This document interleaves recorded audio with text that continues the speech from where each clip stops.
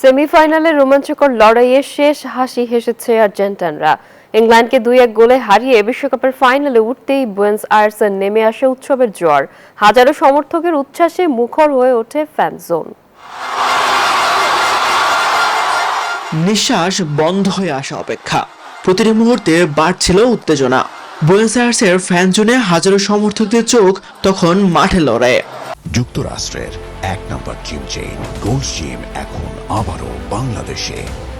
বসুন্ধরা আবাসিক এলাকা ও Bashundhara city shopping মলে লতারো মার্টিনেজের গোলের সঙ্গে সঙ্গে আনন্দ যেন পৌঁছে যায় চূড়ান্ত পর্যায়ে। শেষ পর্যন্ত লড়াই করে জয় ছিনিয়ে আনাই যেন এই আর্জেন্টিনার পরিচয়।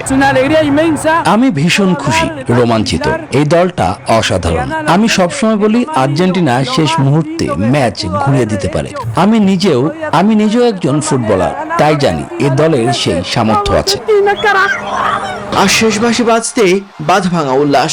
ইংল্যান্ডকে হারিয়ে বিশ্বকাপের ফাইনালে আর্জেন্টিনা, আর সে আনন্দে উৎসবে মেতে উঠে পুরো ফ্যানজন। এটা ভীষণ আনন্দের মুহূর্ত।